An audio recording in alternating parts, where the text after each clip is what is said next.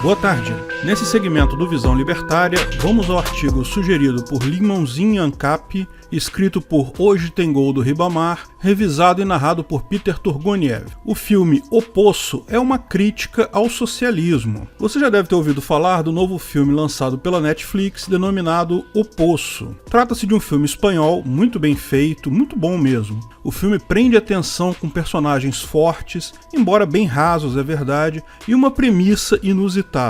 No final, você fica genuinamente curioso sobre o que vai acontecer. Acho muito engraçado que socialistas estejam vendo o filme e dizendo que ele é uma crítica ao capitalismo. Eu fui ver o filme e tive a impressão de que a crítica é claramente ao socialismo e ao comunismo. Quem mata na história é o planejamento central. Veja, o autor foi bastante esperto. Ele disfarçou bem a coisa. Quem vê num primeiro momento pode achar mesmo que é uma crítica à desigualdade de renda e oportunidades, a um terem muito e outros terem poucos, viverem de restos, típico discurso socialista. Mas nas cenas finais do filme fica claro o exato contrário, é uma crítica ao socialismo. A premissa do filme é similar de outros filmes distópicos, como O Cubo, em que participantes se veem numa situação totalmente inusitada e precisam de alguma forma sobreviver às armadilhas daquele ambiente. Nesse caso, é uma prisão em que participantes estão dispostos em andares de níveis diferentes, 2 participantes por andar. A comida é servida em uma mesa que vai descendo andar a andar.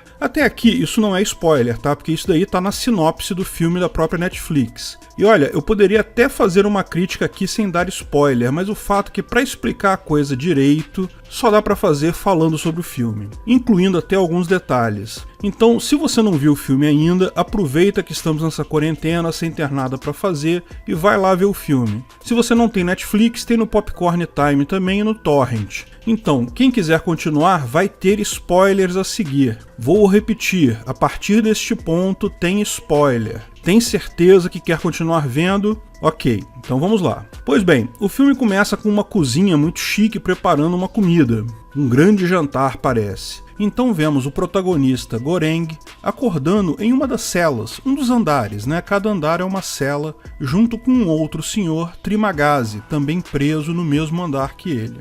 E é através da conversa deles dois no início que explicam a premissa básica da coisa. O Trimagazi, já veterano do poço, explicando ao novato como as coisas funcionam ali. Pois bem, a prisão é um poço com um número desconhecido de níveis. Cada nível tem 2 participantes. Eles estão no início do filme no nível 48, o que, segundo o Trimagazi, é algo muito bom, ainda tem comida à vontade. Ele explica que a mesa é montada lá no nível 0 e vai descendo nível a nível. Então, quem está no nível 1 pode comer à vontade. Quando o pessoal do nível 1 termina de comer, a mesa desce para o nível 2 com o que sobrou do nível 1, e depois vai para o nível 3 com o que sobrou do nível 2, e assim por diante. Segundo eles, se cada um comesse apenas o que precisa, haveria comida para todos. Mas lógico que os primeiros níveis acabam comendo muito mais do que precisam, então essa comida falta nos níveis mais abaixo. Segundo eles, o nível 48 ainda é bom, tem bastante comida. Daí ele explica também que cada dupla fica em um andar por um mês.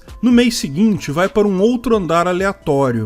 Porém, o Trimagazi esteve no último mês no nível 132 e não chegava nada de comida. Ele só sobreviveu porque caiu um corpo no nível dele e eles comeram carne humana. Logo no início, vemos uma crítica social foda. Ao saber que haveria comida para todos, se todos comessem só um pouquinho, Goreng, o protagonista, fala: mas então nós deveríamos conversar com as pessoas dos níveis para dividirem a comida, cada um come só um pouquinho nos andares de cima, para a comida chegar até os andares de baixo.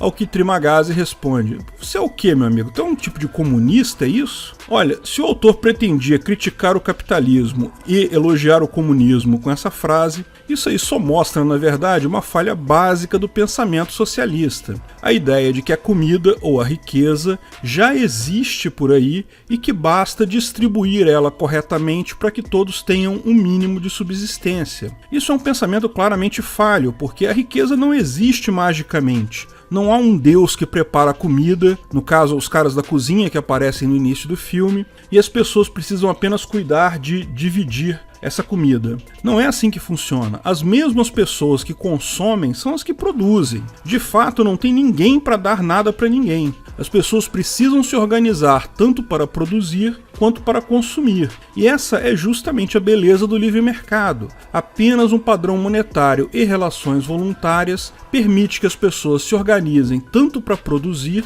quanto para consumir. Nesse sistema, a ganância pessoal vira uma virtude, porque a pessoa, para poder consumir mais, para ter mais riqueza, precisa se esforçar para produzir mais. Não quer dizer que se esforçando ela vai conseguir mais riqueza, mas ela tem uma maior chance dessa forma. Com todo mundo, por pura ganância, se esforçando para produzir mais, acaba gerando mais comida para todo mundo e tornando a distribuição mais fácil. Na verdade, se você parar para pensar, o sistema que eles têm lá no poço está muito mais próximo de um comunistão com distribuição planejada de comida. Muito mais isso do que um livre mercado. Não tem nenhuma troca voluntária ali. Não tem dinheiro. Existe uma casta que decide quanta comida vai ser gerada e quem vai receber primeiro. Cara, a prisão é um regime comunista na verdade. Mais adiante, ele acaba dividindo a célula com uma mulher, Imogiri, que é mais ideológica ainda do que ele. Ela busca preparar pratos separados para os níveis mais abaixo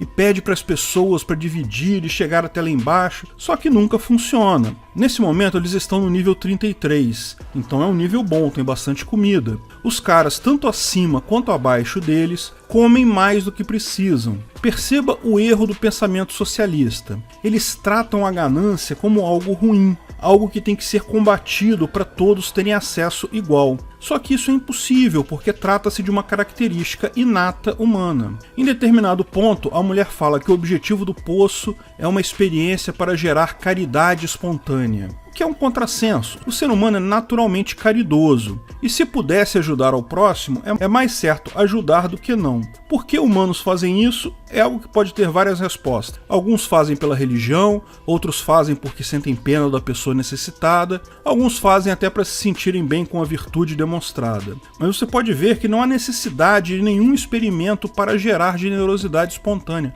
Ela já existe na sociedade. O que limita a generosidade no caso do poço é o planejamento central, sobre o qual o indivíduo não tem nenhum controle. Eles mesmos falam, coma o que você puder, porque mês que vem você pode estar lá no nível 100 e não vai ter comida para você. No momento que você não tem liberdade para produzir mais, para usar a sua ganância no sentido positivo, você não tem controle sobre o que vai receber e nem sobre o que vai dar para os outros, é lógico que a equação tende só para um lado. É como um problema clássico de teoria dos jogos, o DPI. Quando há um grande número de interações, a tendência é haver cooperação.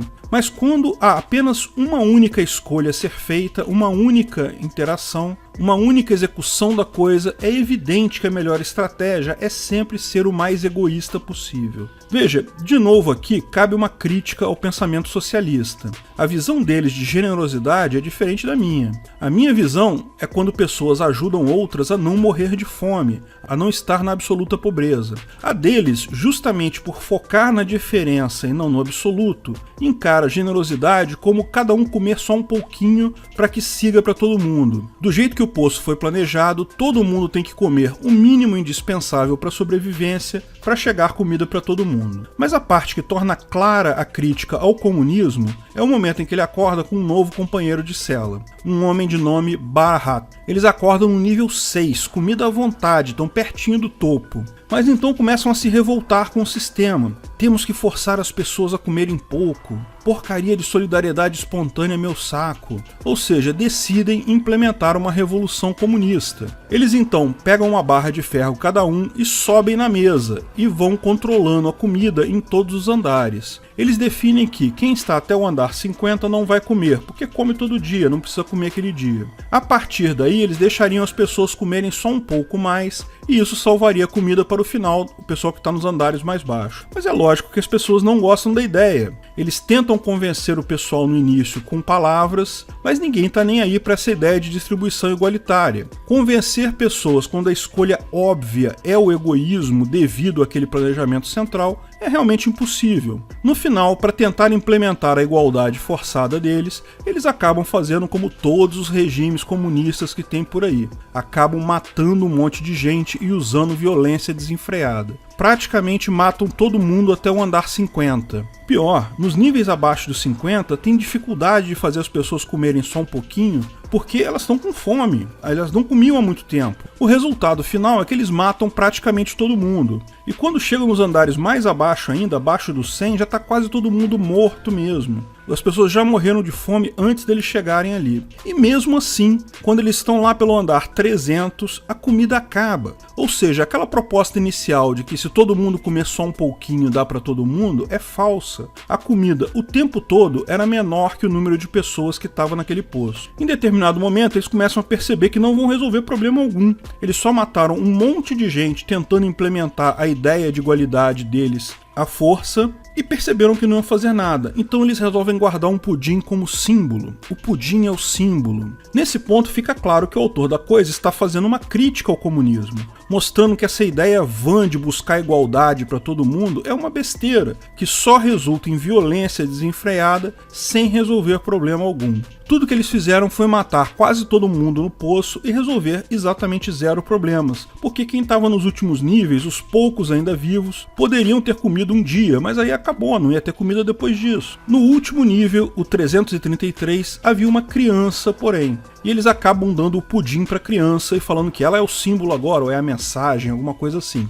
Segundo eles, o símbolo vai conscientizar o pessoal da cozinha de que o sistema precisa salvar todos. Repara a profundidade da crítica. Eles mostram como, tendo um planejamento central, uma cozinha que define lá em cima quem vai comer o que vai ser colocado, tudo que socialistas e comunistas conseguem pensar é em tentar fazer oferendas para esses deuses, mandar símbolos ou mensagens, esperando que eles resolvam o problema. Eles são incapazes de perceber que o Estado é o problema, porque naquela situação, sem a parte de gerar a riqueza, não tem como resolver aquele problema apenas pela distribuição. Falta exatamente isso na visão socialista da maior parte das pessoas. A geração de riqueza precisa entrar nessa conta. E o que gera riqueza são trocas voluntárias entre pessoas. Riqueza não é um filão de ouro que você achou numa mina, ou um baú de tesouro que você encontrou enterrado na sua propriedade. Riqueza é quando você troca isso com alguém que valoriza mais o ouro do que aquilo que ele está te dando em troca daquele ouro. Ou com alguém que valoriza mais aquele tesouro que você deu para ele em relação àquilo que ele está te dando em troca. Riqueza não é a coisa em si, é a troca voluntária entre pessoas. O poço em si, um monte de gente dependendo do governo que não está nem aí para eles, aquela cozinha lá em cima, simplesmente não tem solução. Porque não há solução para o problema da sociedade se você olhar só para o lado do consumo das riquezas. Você precisa incluir o lado da geração de riqueza nessa equação. Geração de riqueza que cada um pode fazer simplesmente através de trocas voluntárias. Eu já falei em vários vídeos aqui, socialistas são tipicamente pessoas ricas que sofrem com 2 problemas ao mesmo tempo. Por um lado, se sentem frustrados porque têm dinheiro pra caramba sem precisar ter lutado por isso. Por outro lado, um sentimento de inveja quando veem que tem muita gente que tem muito mais do que eles. Porque, na verdade, eles acabam se achando melhores que outras pessoas, eles acham que saberiam distribuir a riqueza melhor. Portanto, acham injusto que outras pessoas tenham dinheiro. Queriam eles ter esse dinheiro das outras pessoas para distribuir para terceiros. Mas a ideia deles de distribuir é totalmente sem sentido. É mais ou menos como quando o Goreng e o Barat resolvem descer e resolver o problema na marra. Curiosamente, porém, na vida real, socialistas tipicamente gostam muito de dividir o dinheiro dos outros, mas por algum motivo relutam bastante em dividir o próprio. Você vai encontrar um monte de socialistas artistas da Globo que ganham uma fortuna e vivem no luxo, pregando que esses empresários malvadões têm que dividir o que é deles com os mais pobres. No entanto, eles mesmos não dividem a riqueza deles. Se você perguntar, geralmente a resposta na linha: mas eu nem sou tão rico assim, se eu fosse rico eu até faria isso. E se fosse só eu distribuindo não resolveria o problema, tem que todo mundo distribuir. Nesse ponto, Goreng e Barat foram mais honestos que eles. Foda-se se vai resolver o problema ou não. Se você acredita que quem é rico tem a obrigação de dividir sua riqueza, você não pode ter um centavo a mais que as pessoas mais pobres do mundo, porque ainda faltou dividir esse centavo. Mas seria besteira criticar a lógica do socialismo, porque socialismo não tem lógica nenhuma. É apenas um sentimento, a inveja. Como explicamos no vídeo Meritocracia Existe? Mesmo a suposta teoria econômica sobre isso, aquela do Marx, já estava errada mesmo antes de ser publicada. Como também explicamos num outro vídeo, Mais-Valia Existe? Não há forma de resolver a desigualdade se a violência estiver apenas na mão do governo ou apenas na mão de uma elite que se acha melhor que as outras pessoas. Para sermos iguais, é preciso que indivíduos tenham autonomia para decidirem o que é melhor para suas vidas, sem nenhum planejamento central coercitivo. Pessoas podem fazer acordos entre si, definir leis e limites, mas nunca de forma coercitiva ou sem uma cláusula de saída. A solução da desigualdade passa por considerar tanto a geração de riqueza no comércio como o consumo dessa riqueza. Olhar só um lado da coisa torna o problema insolúvel. Olhando todas as coisas, a solução é óbvia. É a liberdade, é a sociedade de leis privadas, é o libertarianismo. Obrigado por sua audiência. Se você gostou desse vídeo, clique no like e compartilhe ele em suas redes sociais. Se inscreva no canal para nos ajudar, clicando no botão vermelho abaixo. Se quiser ser avisado de novos vídeos, clique no sininho ao lado. Saiba mais sobre o nosso projeto no site visãolibertaria.com. Lá você pode sugerir novos artigos, escrever artigos, patrocinar e muito mais. Confira visãolibertaria.com. Até a próxima!